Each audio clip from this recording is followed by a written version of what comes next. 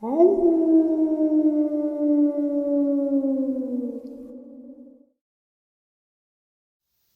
and salutations, everyone. I hope everyone is still doing well, and welcome to today's bonus upload. Before we jump into it, a couple links. As many of you know, I rely on Patreon, PayPal, channel membership, and the merch to help the channel to continue to grow and go. Links to Patreon, PayPal, and channel membership is in the description below. Merch displayed directly under the video. Also, Dogman, Frightening Encounters, Volume 1 through 3, the audiobook versions. They were written and researched by Tom Lyons, narrated and produced by me, Jeff Nadolny. Those audiobooks are available on Audible, Amazon, and iTunes, links to which are also in the description as well. And finally, last but definitely not least, if you'd really like to help support the channel to continue to grow and go, simply subscribe. It does not cost a cent. Click the like button, takes half a second. If you don't want to miss out on any of the informative uploads that I put out daily, click that bell icon, and folks, please leave a comment. Why?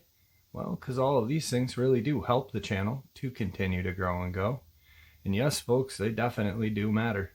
Now, everyone, I have taken far too much of your time. Let's jump in to today's bonus, shall we? So I hope I'm not putting myself in danger taking the time to be open about this, and I hope I'm doing the right thing.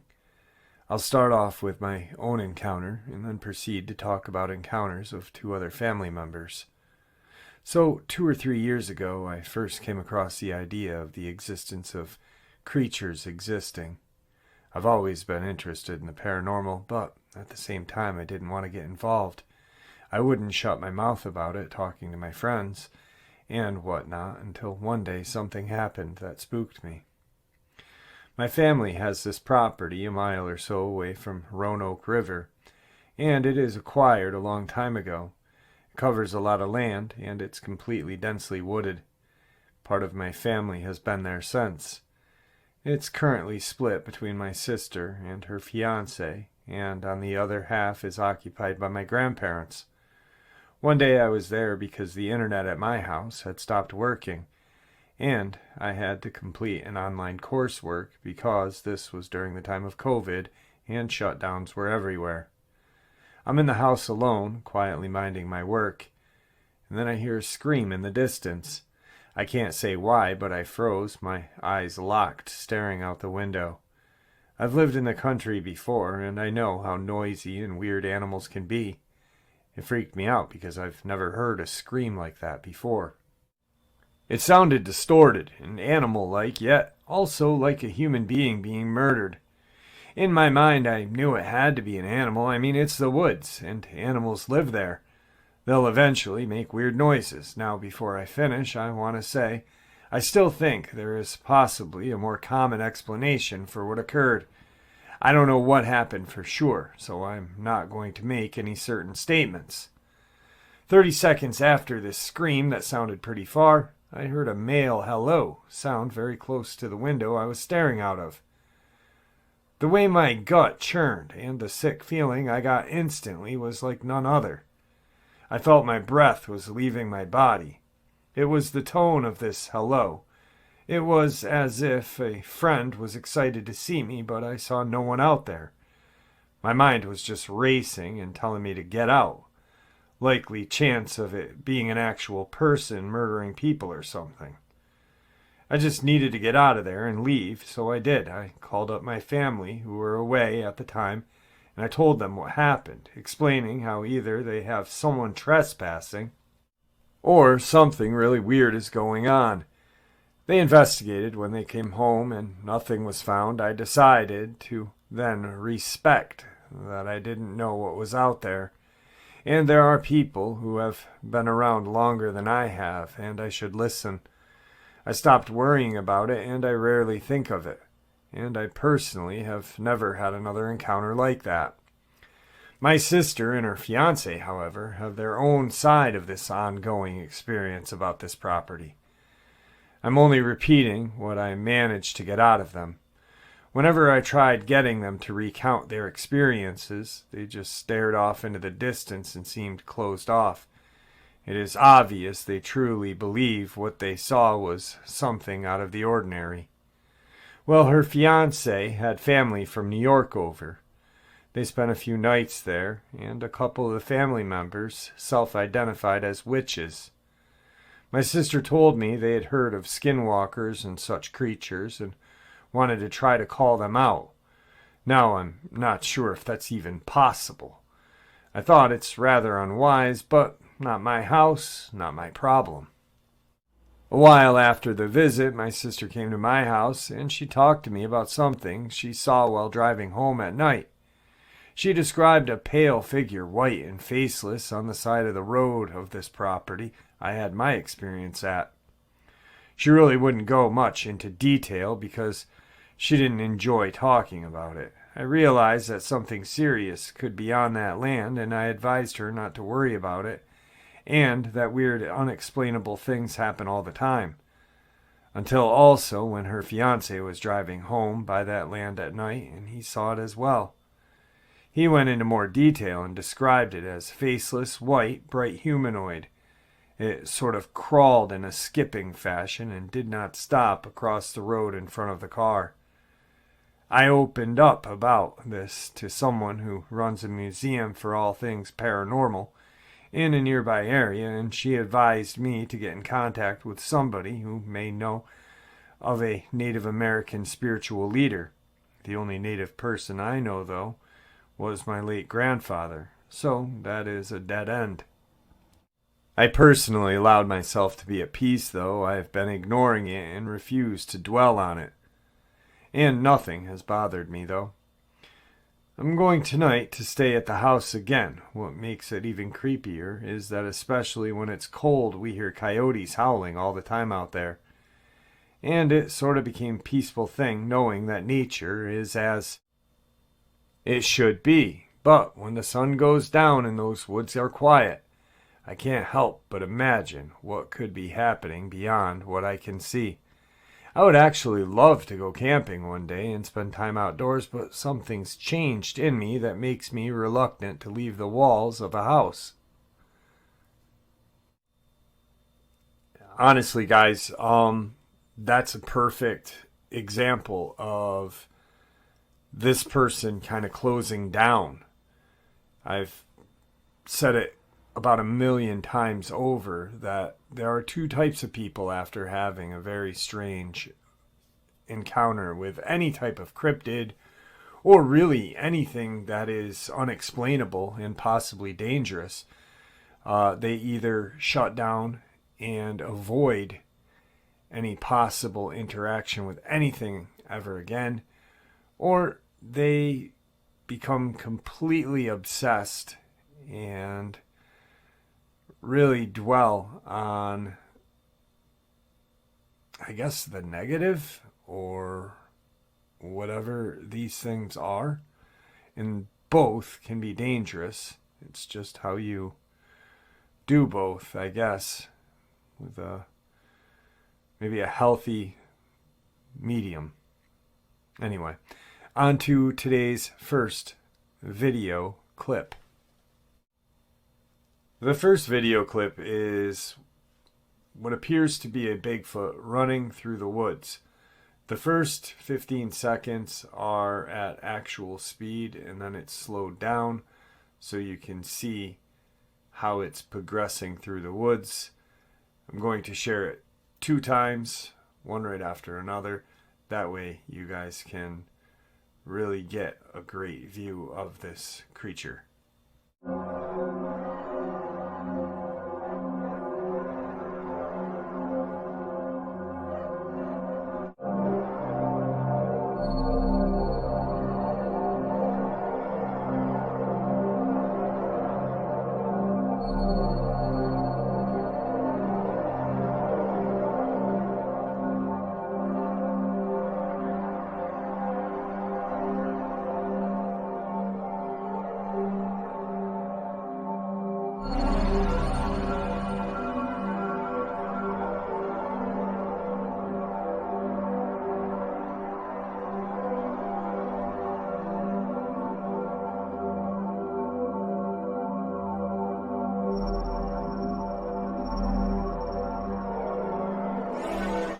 So in the beginning, I said that I would throw my 2 cents in on it.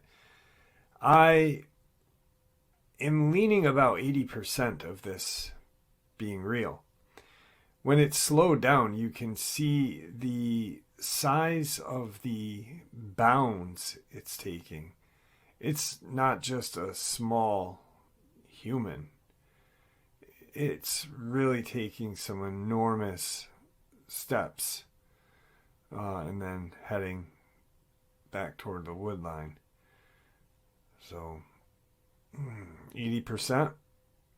What do you guys think? I've been living here at Snow College, Utah for a couple of months. Something strange is definitely happening here. For some context, I'm part Native American Lakota Sioux tribe, and I'm trying to reconnect with that part of my heritage as I've moved out and away from my parents. I've always believed in the existence of cryptids, such as Dogman, Bigfoot, and skinwalkers. But the events that have transpired over the past couple of months have solidified it for me. At first, the occurrences started out small, hearing footsteps, growling in the bushes, etc. But as the weeks have gone on, they have gotten bigger and bigger. It all came to a head one Saturday night when I got a frantic text from a good friend of mine saying that he's really messed up big time and he's scared. Now, this friend of mine is a very imposing guy, 6'2", 280. He grew up around Baltimore, so it takes a lot to scare him. So he's going through and telling me what had happened and what he saw. A couple of blocks away from the main campus, they're building a new temple, and his friend loves to walk around the area at night. According to him, just past one of the streetlights on the road, he could see a massive dog pacing back and forth, east to west. He described it as a dog with the posture of a bear, toned build, obviously wild, but no discernible fur on it, like it was completely a silhouette. So, of course, I do some research, and I see some accounts of the Sherman family on their ranch. And Gwen's description of the wolf/dog she ran into sounds eerily similar to what my friend had seen. What my friend neglected to tell me until we were there was that he was whistling that night on his walk. As we were approaching the spot where he had seen this thing, there it was, sitting under a streetlight. It was exactly as he described it, a huge dog, the posture of a bear, pointed ears, and the smoothest skin I've ever seen on a wild animal. We're both rightfully spooked, so we head towards campus.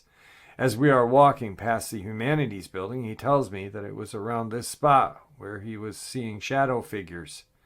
He described them as having distinct human forms, and hearing what sounded like a huge animal running at him. He came across a bald eagle feather in the middle of the sidewalk. There haven't been any bald eagle sightings in Ephraim, from what I know. We hung out on campus for a while after an encounter by the temple grounds, and we are both able to come to the conclusion that there is almost like a line across the campus that the sightings would stop. Against my better judgment, I'm planning on going out there again later tonight to see if we could maybe get any pictures of this creature, just for concrete evidence. So the second video clip is a group of guys doing some urbexing or urban exploration. Not necessarily ghost hunting, just exploring urban buildings or homes. And it necessarily doesn't mean that it's rural either, just because urban is attached to the kind of name. But they look down a hall and they see this very strange and ugly kind of creature coming at them. I think it's a crawler of some sort. Check it out. So my 2 cents on what this thing is, judging from how it moves and its height from the ground, it's moving quadruped-like. I'm going to say that I'm about 95% thinking this is actual footage of a crawler I wasn't there, but judging from the video clip, it really does look real to me. On to tonight's third experience. The summer before my ninth grade year, my parents and I went to Lake Lure, North Carolina for a 10-day vacation. The day we got there, we went to a grocery store that was kind of in the middle of nowhere, surrounded by mountains.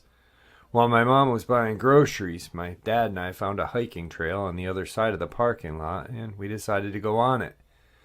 About a mile in, he gets a call from my mom saying she needs help putting the groceries into the car, so we start to head back.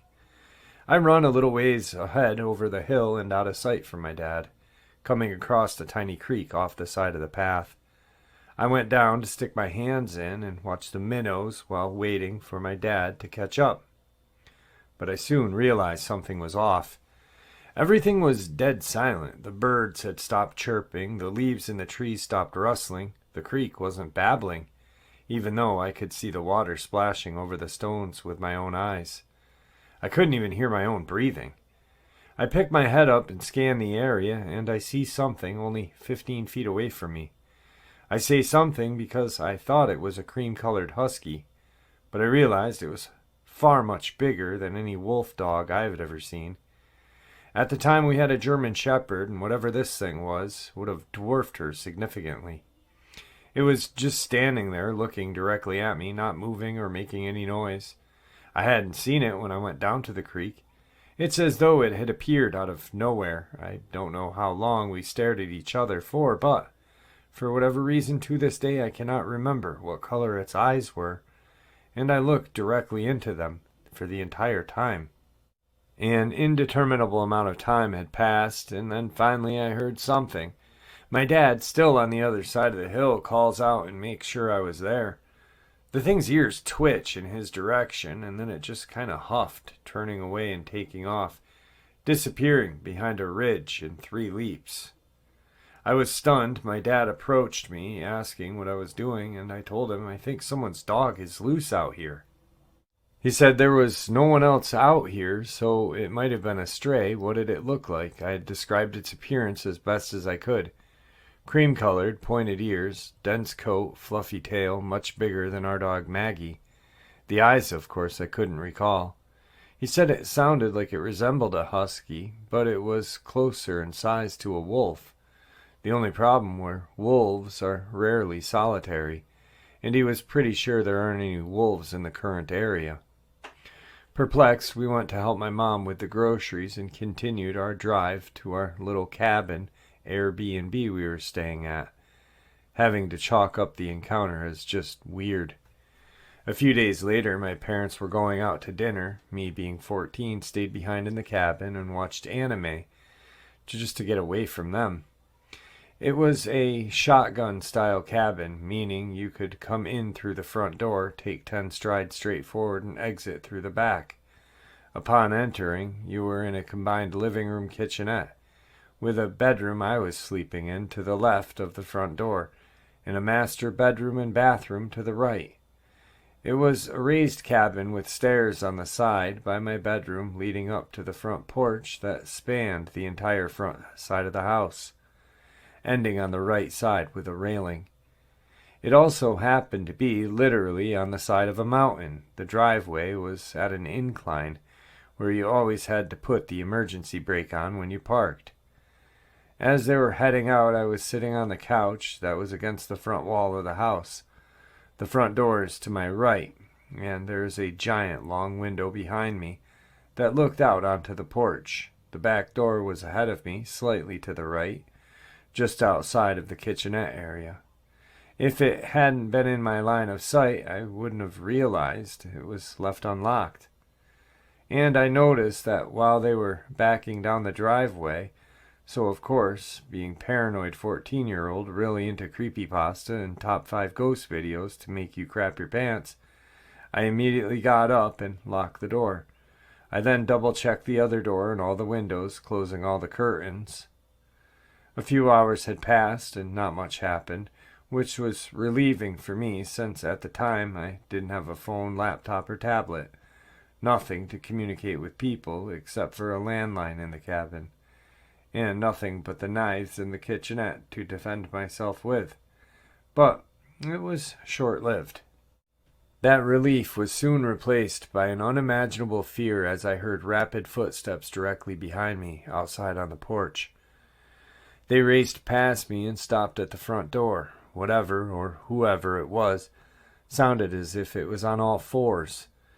It was quiet for a few seconds, and then the scratching began. It sounded exactly like when my dog Maggie wanted to be let back inside after we'd let her out to do her business. I found myself wanting to turn around and peek out the front window or even go to the door, thinking maybe it was the neighbor's dog or a cute little raccoon. But for some reason I simply couldn't move. And that was possibly the best decision my body made for me as I looked to my right and saw the handle on the front door slowly moving up and down, as if someone was testing it to see if it was unlocked. When it didn't budge, the handle started moving faster, more aggressive, as if whatever it was trying to rip it from the door. Then it stopped, and the four-legged footsteps scuttled to the far end of the porch and quieted again. I sat there with the TV paused, not breathing, just listening, when maybe a minute had passed, and 10 strides ahead of me, on the back door, scratch, scratch, scratch. I couldn't look away. Only thing, thank the Lord I closed the curtains on the back door, tiny little window. The scratching continued, then stopped, but the handle slowly turned up and down, and again and again. It started furiously jiggling up and down, shaking the door in its threshold. I started to panic, wanting to call my parents or the police, and I remembered I had access to the landline, a landline mounted on the wall right next to the door. I stayed where I was, and eventually the shaking stopped. I sat there waiting, listening, anticipating a third and possibly successful attempt to get in, and it never came.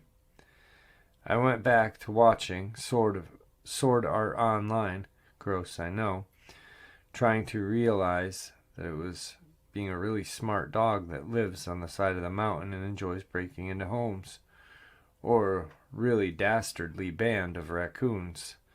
That makes sense. By the time my parents got home, I had just about convinced myself that it was crazy, making the whole thing up when my dad pointed out the scuff marks on the low outside front door. Not deep claw mark scratches in the wood, just kind of scuffs that dogs would do with their black nails. Again, exactly like my German Shepherd at the time would leave on our back door. I told them about the scratching on both doors and the doorknobs turning, just downplaying it for egotistical reasons at the time. My dad, of course, shrugged, saying it was probably a stray dog, maybe a coyote. My mom didn't let me stay or go anywhere by myself after that. When I told my partner this experience, they looked up that area we had stayed in and found out that that area lies in the foothills of the Blue Ridge Mountains, which is a province of a much larger Appalachian Mountains. That was already creepy to me since Appalachia is one of the oldest mountain ranges on the planet and is known for having weird, unexplained events happen all the time. It only got worse when I told my coworker the story. She thinks I'm lucky to be alive since my experience sounded like hers that she was dealing with living just outside the native res in New Mexico when she was a kid. According to her, skinwalkers were a common occurrence in her small town, especially in the graveyard behind her house. She apparently would experience footsteps, scratching, door handles shaking, and when she was home alone. We looked it up, and apparently North Carolina has a large indigenous population east of the Mississippi River. My coworker thinks it was a skinwalker, and that if I hadn't locked the back door, my parents would have come home to find me dismembered in the living room, or would not have found me at all. My partner thinks the wolf or wolf-like creature that I saw was some sort of spirit trying to warn me about what may happen, maybe imbue me with common sense, and influence me to lock the door. I, personally, have been doing some research, and I came across the Dogman, I'm not really sure what I think. I know that the Dogman encounters that I have heard and read sound really familiar to what I experienced. Also, I read this somewhere that the skinwalkers only live on reservations out west, not near North Carolina. Any thoughts? Yeah, my thought exactly. Not a skinwalker. Um, Maybe some sort of shapeshifter, Cree shapeshifter or whatever, but I don't think so. I think what you experienced was definitely a dog man. Um, just trying to get in and mess with things. Who knows? But thank God you did lock the door. Anyway. So the next video clip I'm going to share with you has been shared and seen for a long time. I tried to blow it up as best as I could, and I did some research. That dog that guy is walking is a Spanish pointer. It's a Spanish kind of spaniel or whatever. It's a hunting dog. In the movie or TV show Ozarks, that's what Navarro has. They're 80 to 100 pounds. Huge dog. This thing is enormous to it. Its head is half the size of this dog. And when it does that lope, you can see how long it is. It's at least 6 to 7 feet long. It's huge. Some people claim that it's a dire wolf. Could be. Could be. Could be a dog man. You know, I had a theory a long time ago, and I don't know if I even think this anymore, but who's to say that the dire wolves of our past that, you know, people had unearthed, and I'm sure early Americans had seen them, like the giant short-faced bear, who's to say that these dire wolf were not dogmen, you know, modern day dogmen? I don't. So I encourage you guys to watch it on your computer, because I had actually blown it up so much to where you can actually see the eye shine. So check it out.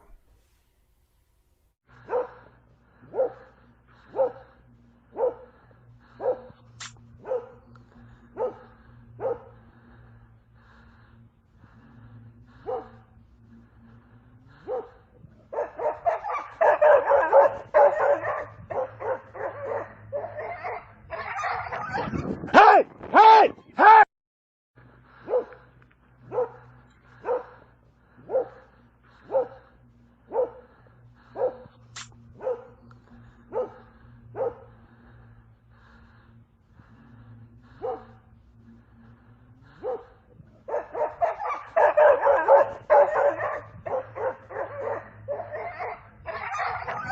Hey! Hey! Hey! I really don't think this is a wolf or anything natural. I mean, I really honestly believe that it could be a dire wolf or a dog man. 95%, to be honest. You can hear that dog howling in pain because that creature got a hold of it. So, it's definitely crazy. On to tonight's final video clip. This one, I'll tell you what I think about this one after we check it out. Thing right there, it's creeping me out. I lived here for going on 7 years and walked 100 miles through these woods. Never seen that shape before right there. See,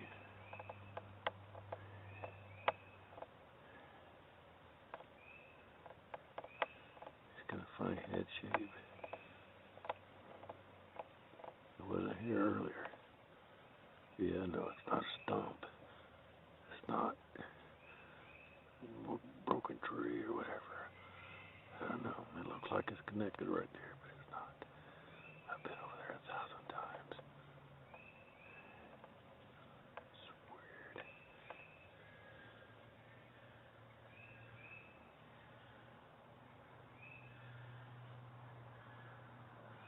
See, that looks in the way.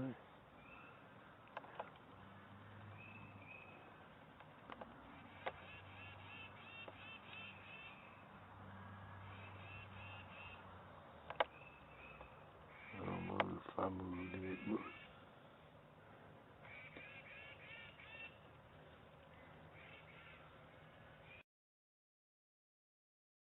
The last video clip, I don't know, possibly a silhouette of a cowboy.